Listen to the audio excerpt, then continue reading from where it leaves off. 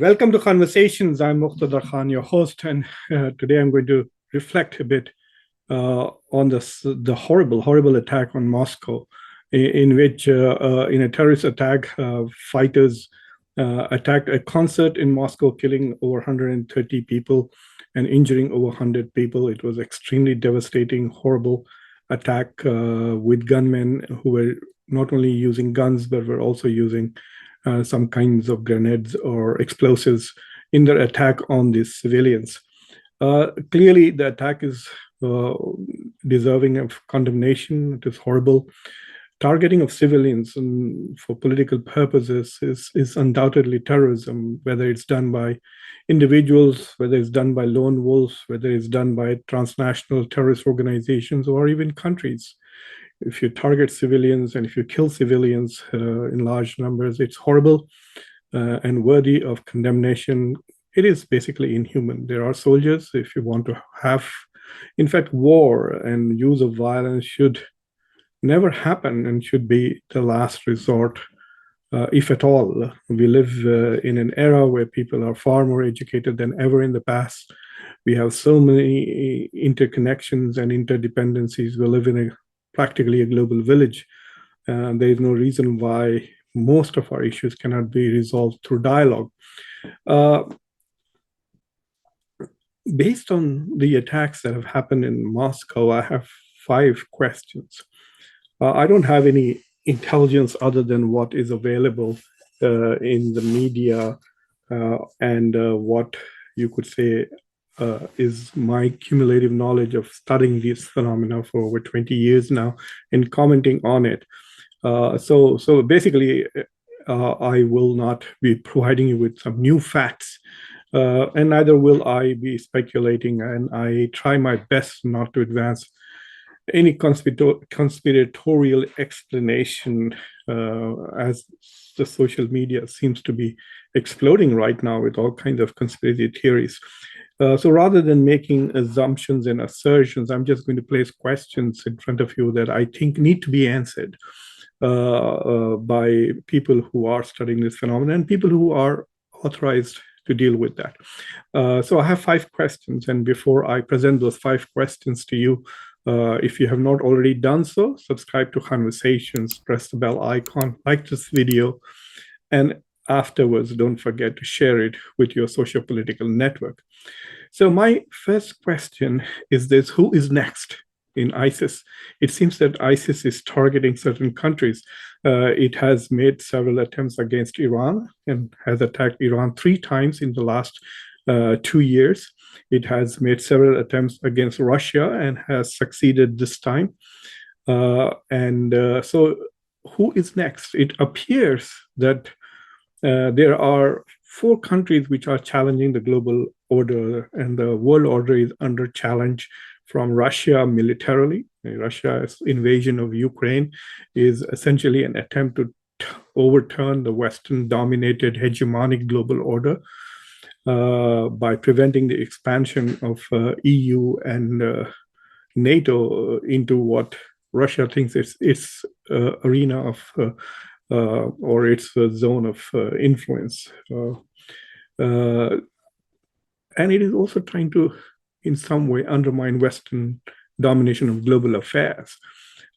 China is also trying to do that through its economic, the Belt and Road Initiative. China is trying to challenge the global order and essentially put an end to the Western economic and cultural and political hegemony over global affairs. Iran, too, through its proxies, is trying to at least undermine the Western domination in the Middle East, if not globally. And the 4th country that is also challenging Western hegemony in the multilateral system is India. India is repeatedly demanding reforms of the global order, especially the governance in global order, reform the UN Security Council, the power distribution in World Bank and IMF and other multilateral institutions. So these are the 4 countries that are challenging the global order as it is at the moment. And it appears that ISIS is targeting only those countries which are challenging the global order. It's targeting Iran, it's targeting Russia. ISIS has also attacked the Chinese embassy in Kabul. about a year ago, if you remember. So my question is, why is ISIS targeting those who are challenging Western order, and is India next on ISIS list? So that is my first question. Why is ISIS targeting those countries which are challenging Western global order?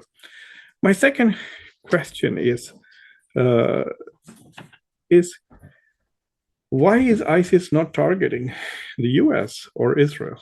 That is quite puzzling. ISIS fought the US when US was in Iraq, and ISIS targeted US when it was in Afghanistan. Right now, the entire Muslim world is very upset and horrified by the violence that Israel has unleashed on the Palestinians, on killed over 31,000 people in Gaza, most of them, more than 70% of them women and children, in response to the horrible attack that Hamas made on Israel on October 7th. So while there is so much of anger in the Muslim world and they are focused on Israel, why has ISIS not targeted Israel? I don't understand that if ISIS claims that it is fighting for Muslims, etc. So this is something really very odd about ISIS, that rather than targeting countries which are at the moment occupying or invading Muslim countries, it seems to be targeting Russia and Iran. Iran is at least fighting indirectly through its proxies against Israel. And now Iran is also being targeted by ISIS. It makes you wonder, what the hell is ISIS up to, and why does it have any kind of support at all in the Muslim world? First of all, the methods that it has used are profoundly un-Islamic. It is not an Islamic organization. It is a terrorist organization. And there is enough fatwas issued against ISIS by hundreds of Muslim scholars, including myself. I've signed up to these fatwas. I've actually written a book against all these kind of, you can see right above my head there, Islam and Good Governance, in which I criticize all these radical groups and their ideology. My third question, and I seem to have lost it. Yeah, here it is. My third question is, I'm a little puzzled by my own country. The United States, by law, I think is required to warn countries when it comes across intelligence that says the country is going to be attacked by terrorist targets.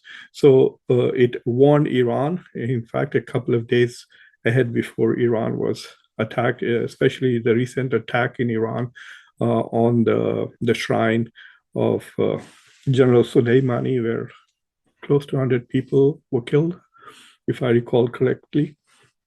The United States warned Russia that there was going to be a major attack on places with large population. And the United States also warned Americans who are in Moscow not to go to such events like concerts and other places. So the US does seem to have intelligence and of who they are. And the US also confirmed that the attack in Moscow was definitely ISIS, even though ISIS in its claim did not provide any evidence. Usually when terrorist organizations claim that they were responsible for a particular terrorist organization, they usually provide some kind of information that allows us to confirm that it was indeed that group that was responsible for that act. But in the current claim, there was no evidence provided by ISIS that it was responsible, even though the Russians have captured, they say, up to 11 terrorists, most of them from Tajikistan. So my question is to the United States, that if you have intelligence way ahead of time, and I mean, I'm happy that we are sharing that intelligence with countries, even countries which are adversarial, like Iran and Russia, which are not exactly friends of the United States. My question is, why isn't the US acting against them? Have we ended the global war on terror? If we had intelligence that ISIS was going to target Israel or Belgium or Canada or Australia or England, would the US take preemptive action to prevent that? And if it is targeting Iran and Russia, all the US is doing is just providing and sharing intelligence with these countries. That's a question I really don't have an answer to. I hope that some senator will ask the Biden administration exactly as to what its policy is. That does it proactively seek to prevent that terrorist action, or it is only acting when that terrorist action is directed at the US or its favorite allies? So that is my third question about where the US stands in terms of preventing such acts of terrorism when it has intelligence in advance. But I must say, regardless of what the answer to it is, I at least appreciate the fact that the United States is alerting these countries of an impending terrorist attacks, and it's quite possible that a couple of attacks in Moscow may have been thwarted by the Russian intelligence based on information shared by the United States. My fourth question is uh, about Afghanistan. If this is ISIS-K, which means the Khorasan branch of ISIS, then it is based in Afghanistan. And this is where one of the conditions of the U.S. withdrawal from Afghanistan was that that the Taliban would not allow groups such as ISIS to function in it. But in the past 2 years or 3 years since the U.S. left in August 2021, so we are about close to 3 years now, a few months short, ISIS Khorasan has attacked Iran, or Russia has attacked the Chinese embassy inside Afghanistan, has targeted other targets in the US. And if I'm not mistaken, it has also attacked a couple of targets inside Pakistan, but I'm not sure of that. I don't fully remember because there's an overlap, because the people who are part of ISIS Khorasan are also people who left TTP to join ISIS-K. So the question here is, what role is Afghanistan playing? And will this undermine Russia's relations with Afghanistan? Is this going to also make India's rapidly growing collaboration and cooperation with the Taliban? Will it put a stop on that? Will it slow it down? Will India put pressure on Taliban to go after ISIS? Or is India okay with ISIS as well as TTP surviving in Afghanistan as long as they're not targeting India? So there are some of these questions. Will the US also once again start pressuring Afghanistan? I don't know what levers the US now has to target Afghanistan to take more serious action with regards to ISIS. Or will Russia and countries which have suffered at the hands of ISIS, will they take matters into their own hands and simply bombard, I guess, if they can identify some ISIS bases inside Afghanistan? So that is a question about Afghanistan. And I'm sure that if ISIS becomes a stronger, the possibility that any country will recognize that the Taliban government will become less likely. And in fact, the isolation of Afghanistan may increase.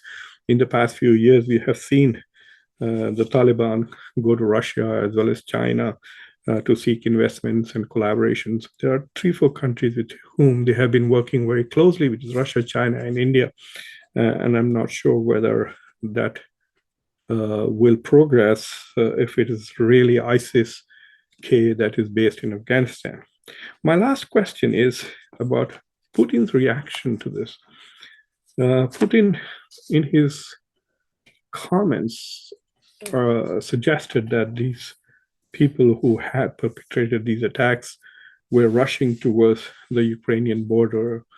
Belarus says it helped Russia capture these people. I think Russia now has about 11 Tajiks in their custody. And so these are Tajiks who speak probably Russian and have permission to work permits.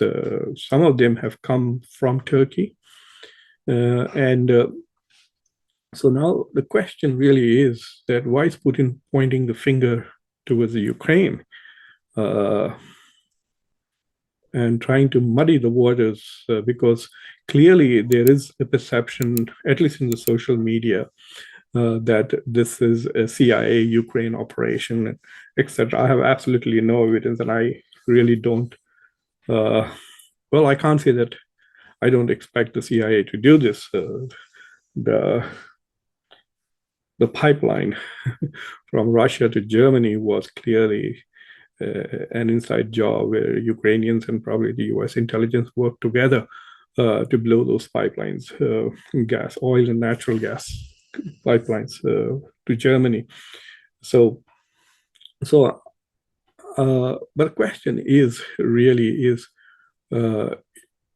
if Russia is benefiting from intelligence from the US in its counterterrorism efforts, and if the early warnings that the US is giving Russia is helping it, as previous cases, not in this case, but in previous cases, then why would Russia put a stop to that by trying to divert attention and try to claim that Ukraine had a role to play in this? I don't know whether Ukraine had a role or not, but I also think that it is quite possible that the US intelligence that the US is sharing is not exactly actionable intelligence. Like it can tell you that, look, we are hearing chatter on various social media platforms where ISIS people hang out, that there is a big attack going to happen in Russia or Moscow at a major event. We don't know when, and we don't know by whom, and we don't know how. So then it becomes a little difficult. It just, of course, at least alerts the intelligence agencies to look at some issues. But if they don't know, if the intelligence is not actionable, really, it's like saying that, look, there are two cells, one in Moscow and one in St. Petersburg, who are beginning to target groups, then it's a bit more actionable, especially if you can say it's a group of Central Asians who are involved in this, etc. So it is interesting, and I'm wondering why Putin is trying to point a finger to Russia, towards Ukraine, because, see, it's not just the US which has intelligence about these groups, it's also Russia which has intelligence. Russian intelligence has been considered as very good, next only to the US, if not better than the US and the Israelis when it comes to gathering intelligence. So does Russia have some intelligence which points to the role that Ukraine may have played in this particular act? So I don't know, really. I do not want to speculate further. But that's my fifth question, as to why is Putin pointing fingers to Ukraine also. It's not as if he needs to ratchet up the public opinion against Ukraine. They're already at war for 2 years now. So I hope that these 5 questions make you think about what's happening in Moscow. Clearly, one thing that we can conclude is that ISIS is resurging. It's coming out of Afghanistan, and it is beginning to have an impact. It's once again carrying out high-impact terrorist actions in countries which are very well prepared to combat this kind of threat. And so it has once again become a powerful threat, not just in the region, but I think it will start presenting threat globally. So we have another headache and another problem to deal with. So I hope that you found this discussion interesting, useful, thought-provoking, and for those who are in making policy, I hope you have answers to the 5 questions that I pose. And if you don't, I don't think you can articulate a more effective policy response to what happened without at least getting some kind of an answer to each of the questions that I have asked. So thank you very much for watching. I'm your host, Muqtedar Khan. Until next time, take care. Don't forget to subscribe to Khanversation, like this video, press the bell icon, and also share this video with your socio-political network.